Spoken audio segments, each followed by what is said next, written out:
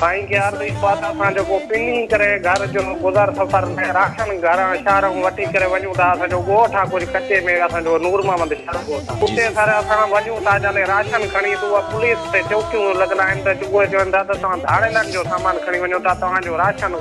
इहो घर वञण ते पाबंदी लॻल आहे असां वञूं काॾे साईं 50 खां वधीक नाबीन रहूं था उते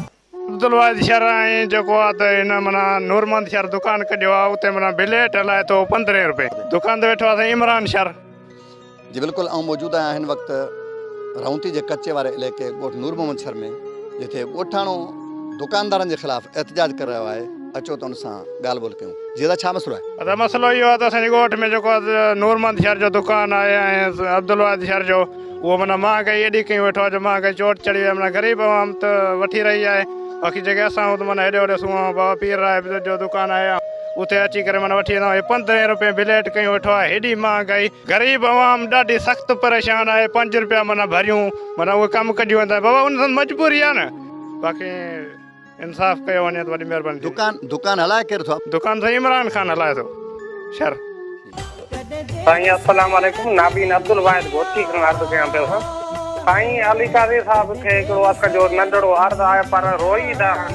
साईं अली काज़ी साहब खे असां सां नाजाइज़ी हिकु सिंध पुलिस डिस्ट्रिक्ट घोटकी में जेकी असां सां करे थी साईं खे अर्ज़ु बात असां जेको पिनी करे घर जो गुज़र सफ़र में राशन घर शहर वठी करे वञूं था असांजो ॻोठ आहे कुझु कचे में असांजो नूर मोहम्मद शहर ॻोठ आहे उते सर असां वञूं था जाले राशन खणी त उहा पुलिस ते चौकियूं लॻल आहिनि त सुबुह चवनि था त तव्हां धाड़ेलनि जो सामान खणी वञो था तव्हांजो राशन इहो घर वञण ते पाबंदी लॻल आहे असां वञूं काॾे साईं 50 खां वधीक नाबीन रहूं था उते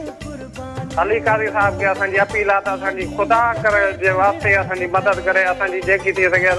IG सिंध साहब खे असांजी TV जे प्रोग्राम जे ज़रिए अपील आहे असां मीरपुर माथल SSP साहब जी ऑफिस में अॼु वेही करे घर मोटी आया आहियूं असांजे हाणे घर जे लाइ खाइण जे लाइ अटो बि कोन्हे बचियल हाणे जेको